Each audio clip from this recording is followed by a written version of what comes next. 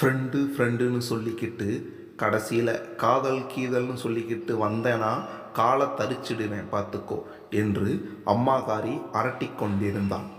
ஆடையின் நூல் வெடிப்புகள் திரி போல ஒளி செய்து சடசடவென எரிவதை வெறிக்க பார்த்து கொண்டிருந்தாள் அமுதா. தீயின் அலையொளி அவளின் மீது உருக்கியூற்றிய தங்கத்தை போல் ஓடிக்கொண்டிருந்தது. ஏங்க, இங்கே வாங்க, உங்கள் பொண்ணு பண்ணுற காரியத்தை பாருங்க. பேயீது எதுவும் பிடிச்சு போச்சாடி உனக்கு என்று அம்மா கேட்டாள். அமுதாவின் அப்பா விறுவிறு என்று வந்தார். என்ன, ஏன் கத்திக்கிட்டு இருக்கிற என்று அமுதாவின் அம்மாவிடம் கேட்டார். இந்த தீபாவளிக்குத்தான் வாங்குச்சு சிவப்பு கலர் சுடிதார். கலருக்கு அம்சமாக இருக்குன்னு சொன்னீங்களே, அதைத்தான் போட்டு எரிச்சுக்கிட்டு இருக்க கழுத. ஏத்தம் கூடி போச்சு என்னடி உனக்கு என்று அம்மா அவளை திட்டினான். ஃப்ரெண்டு எவனோ இந்த சுடிதார் நல்லா இல்லைன்னு சொல்லிட்டானா, அதுக்கு உட்காந்து எரிச்சுக்கிட்டு இருக்காங்க என்று அவளுடைய அம்மா அப்பாவிடம் சொன்னாள். அமுதாவை கூர்மையாக பார்த்தாள். அவள் பெரும் குழப்பத்தில் இருப்பதாக பட்டது. குழப்பத்தின் ரேகைகள் தீயலைகளாக முகத்தில் ஆடுவது போலிருந்தது. கடைசி நூலும் எரிந்து சாம்பலாகும் வரை அவள் அங்கேயே பின்வாசலில்தான் இருக்கப் போகிறாள் என்பது தெரிந்து போயிற்று. அவளை எதுவும் சொல்லாதே என்பதாக சைகை செய்தார் அமுதாவின் அப்பா அவளின் அம்மாவிடம். மகள் பெரிய பெண் என்பதை அப்போதுதான் இருவருக்கும் உரைக்கிறது. கல்லூரியில் ஃப்ரெண்டு நல்லா இல்லை என்று சொன்னதற்கெல்லாமா ஆடை எரிப்பார்கள்? அதுவும் அவளுக்கு மிகவும் பிடித்த சுடிதாரே. எனில் அவன் வெறும் ஃப்ரெண்டு மட்டுமல்ல, அதற்கும் கூடிய ஒருவன். ஏங்க சொல்ல வாயை எடுத்தவளை நிறுத்தி ராத்திரி பேசி கொள்ளலாம் என்றார் அவளுடைய அப்பா. இதெல்லாம் நம்ம குடும்பத்துக்கு சரி வருமா? உங்கள் அக்காவுக்கு தெரிஞ்சா அவ்வளவுதான். சும்மாவே எப்பன்னு காத்திருக்கிறா. இது மட்டும் தெரிஞ்சால் வெறும் வாய்க்கு அவள் கிடைச்ச மாதிரி ஆகிடும் என்று அவள் அம்மா சொன்னாள். அவள் தூங்கிட்டாளான்னு பாரு என்று அவள் அப்பா கேட்டார் அம்மாவிடம். அது தனி அறை இல்லாத நீளமாக கட்டப்பட்ட வீடு. மூவரும் நடுகாலில் தான் உறங்க வேண்டும். தூங்கிட்டாள் என்று சொன்னாள் அம்மா. நாளைக்கு இவ சேக்காளி பார்வதி கிட்ட பட்டும் படாம விசாரி, உனக்கு தெரிஞ்ச மாதிரி காட்டிக்காத என்று சொன்னார் அப்பா. நம்ம சாதி சனமாக இருந்தால் கூட பரவாயில்லை, ஏதாச்சும் சொல்லி நம்ம சனத்தை சமாளிச்சிடலாம். வயிற்றுல கீத்தில் வாங்கிட்டு வந்துடுவாளோ, அது வேற பயமாக இருக்குங்க. நாண்டுக்கிட்டு செத்துடுவேன். ஒரு நிமிஷம் இருங்க என்று எழுந்து அலைமாரியை திறந்து நாப்கின் எண்ணிக்கையை சரிபார்த்தாள். நெஞ்சில் கை வைத்து நிம்மதி அடைந்தாள் அம்மா. என்ன தேடுற என்று அவர் கேட்க, ஒன்றுமில்லை என்று சொன்னாள். உங்கள் அண்ணனை வர சொல்லு, கல்யாணத்துக்கு மாப்பிள்ளை எதுவும் பார்க்கலையான்னு போகிற போக்கில் அவன் தான் கேட்பான். அவன் கேட்கட்டும், அப்புறம் நான் மிச்சத்தை பார்த்துக்கிறேன் என்று சொன்னார். இவளுக்கு ஃபோன் செஞ்சால் காதல் சொல்ல நேரமில்லைன்னு பாட்டு வரும். அப்போவே நான் சுதாரித்து இருக்கணும் என்று சொன்னாள் அம்மா.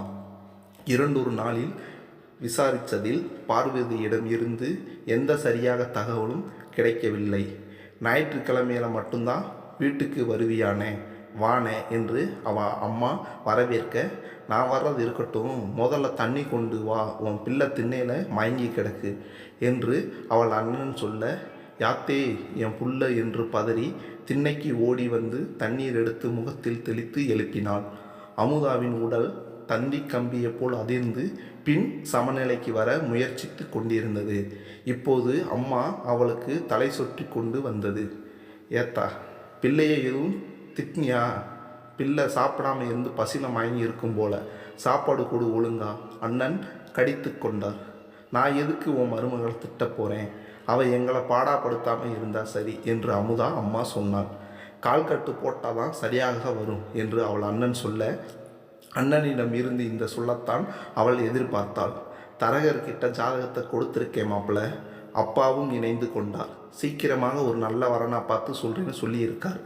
நல்ல இடமா அமையணும்ல என்று அப்பா சொன்னார். பாடுறா புறவெண்ணத்தை, கல்யாணம் முடிக்க போகிற குமரி ஆயிட்ட நீ என்று அவள் மாமா சொல்ல, அமுதா மூவரையும் முறைத்தாள். அம்மாவுக்கு அவள் முறைப்பது போலதான் தெரிந்தது.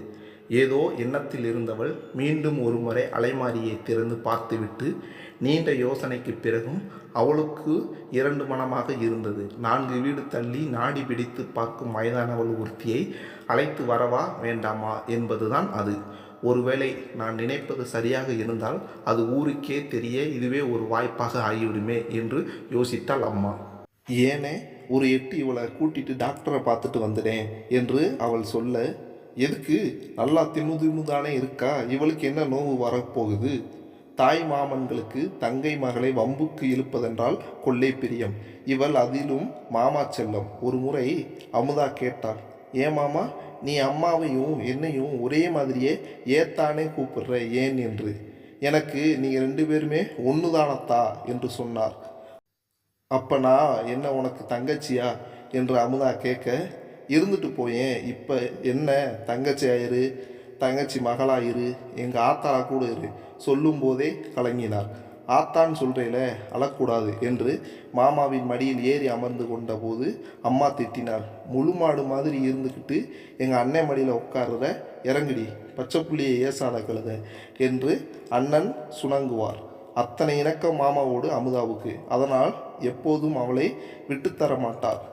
ஆஸ்பத்திரிக்கெல்லாம் வேண்டாம், அவனுக்கு இல்லாத வியாதியை சொல்லுவாங்க என்று சொன்னார். அதுக்கு இல்லைனே, மயங்கி விழுந்துட்டால, அதான் உடம்பு சரியில்லாமல் இருக்குமோ என்று அவள் சொல்ல, அதெல்லாம் ஒன்றுமில்லை, சாப்பாடு கொடு, சரியாகிடும், சோழி கிடக்கு, நான் கிளம்புறேன், புள்ளைய பார்த்துக்கோ என்று சொல்லிவிட்டு கிளம்பினார். அமுதாவின் நடவடிக்கைகளில் மாற்றத்தை கவனித்து கொண்டே இருந்தாள் அம்மா. எதுவும் முன்போல் இல்லை, எல்லாம் மாறியிருந்தது. அவளின் நடை, உடை, பேச்சு, பாவனை எல்லாம் வேறு ஒரு பெண்ணாக இருந்தது. ஒரு நேரம் சொந்தக்காரங்க என்ன சொன்னால் என்ன, நம்ம பொண்ணு சந்தோஷம்தானே முக்கியம் என்றும், மற்றொரு நேரம் நம்ம இனி எல்லா சொந்தங்களும் ஒதுக்கி வச்சிடுவாங்களே என்ற பயமும் அவள் மனதில் மாறி மாறி வந்து போயின. நாம் சம்மதிக்க மாட்டோம்னு அமுதாவுக்கு தெரியுதுங்க.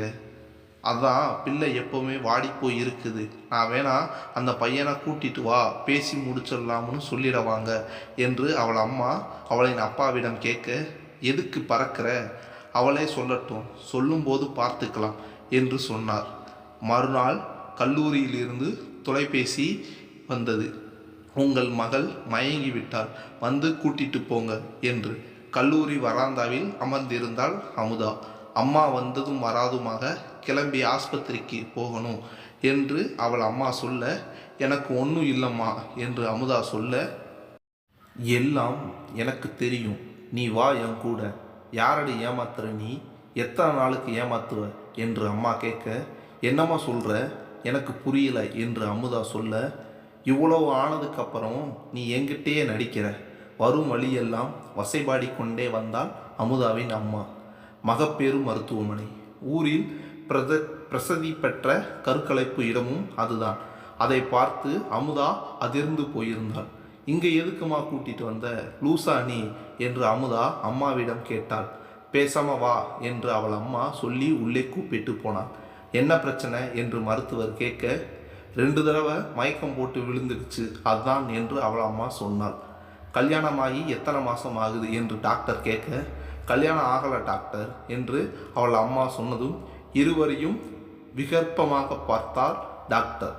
லாஸ்ட் பீரியட் டேட் எப்போ என்று டாக்டர் கேட்க, டாக்டர் ப்ளீஸ், எங்கள் அம்மா ஏதோ உளறுதாங்க, எனக்கு சாதாரண மயக்கம்தான் என்று அமுதா சொல்ல, இல்லை டாக்டர், இவ போய் சொல்கிறான், செக் பண்ணுங்க என்று அவள் அம்மா சொல்ல, கொஞ்ச நேரம் நீங்கள் வெளியே இருங்கம்மா, செக் பண்ணிவிட்டு சொல்கிறேன் என டாக்டர் சொல்ல, அவள் அம்மா வெளியே போனாள். சிறிது நேரம் கழித்து, உங்கள் பொண்ணு கர்ப்பம்லாம் இல்லை, in fact C is a virgin என்று டாக்டர் சொன்னார். அப்படின்னா என்ன என்று அவள் அம்மா கேட்க, உங்கள் பொண்ணு கண்ணி கழியலைன்னு சொல்கிறேன், புரிஞ்சதா என்று டாக்டர் சொன்னார். அம்மாவை பார்ப்பதற்கே அமுதாவுக்கு அருவருப்பாக இருந்தது. ஏமா என்று மட்டும் கேட்டாள். அவளின் கேள்வியில் நம்பிக்கை இழப்பும் அத்தனை விரக்தியும் குடிகொண்டிருந்தது அவள் அம்மாவுக்கு. நீ யாரையாவது காதல் கீதல் செய்யாடி என்று அமுதாவிடம் கேட்க, ஐயோ இல்லம்மா என்று சொன்னார். ஒரு பெரிய நிம்மதி. மகளை இத்தனை காயப்படுத்தி கிடைத்ததற்கு தன்னைத்தானே நொந்து கொண்டாள்.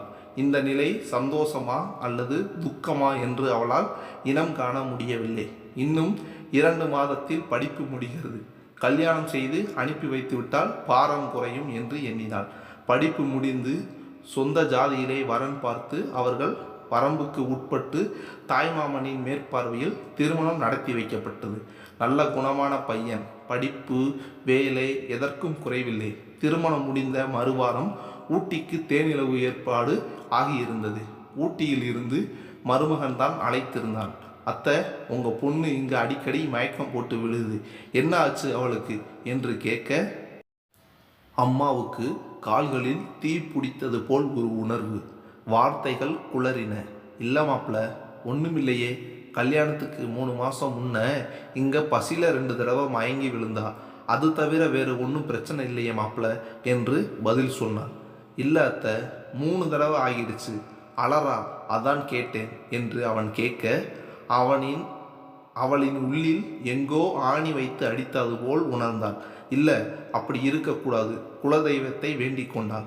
அண்ணனுக்கு வேக வேகமாக போன் செய்தாள். ஏனே, திண்ணையில் புல்ல மயங்கி கிடந்துச்சுல, அன்னைக்கு நீ எப்பனே வந்த என்று கேட்க, நான் வந்த அப்புறம்தானே மயங்குச்சு, வழக்கம் போல பின்னாடி இருந்து பூமுன்னு பயம் காட்டினேன், மயங்கிடுச்சு, ஏன் என்னாச்சு என்று அவள் அண்ணன் கேட்க, ஒன்றுமில்லனே என்று சொல்லி ஃபோன் வைத்தாள். அடுத்ததாக அமுதாவின் தோழி பார்வதிக்கு ஃபோன் செய்தாள். ஏத்தா, காலேஜில் வச்சு அமுதா மயங்கி விழுந்தால, அன்னைக்கு நீ கூட இருந்தியா, என்ன நடந்துச்சுன்னு தெளிவாக சொல்லேன் என்று கேட்க, நாங்கள் கேண்டீனில் டீ குடிச்சிட்டு இருந்தோம். சீனியர் அக்கா ஒருத்தவங்க வந்து அமுதாவை கண்ணை பின்னாடி இருந்து பொத்துனாங்க. அமுதா மயங்கி விழுந்துட்டா ஆண்டி என்று அவள் சொல்ல, அழுகை பொத்து கொண்டு வந்தது. உலகம் ஒரு குமிழாகி அவள் காலடியில் உடைந்தது. யாத்தே, என் புள்ள என்ன சிரமத்தெல்லாம் அனுபவிச்சு இருக்கும், மனசு உடைஞ்சு போய் வந்து சுடிதாரை எரிச்சிருக்கே என் ஜாமி. குரல் ஒடுங்கி தரையில் முழங்கால் இட்டு கதறினாள். அது ஓலம். அமுதா தன் கணவனிடம் ஒரு சத்தியத்தை வாங்கி கொண்டிருந்தாள். இனி எப்போதுமே எனக்கு தெரியாதம வந்து பின்னாடி இருந்து கட்டி பிடிக்காதீங்க ப்ளீஸ் என்று.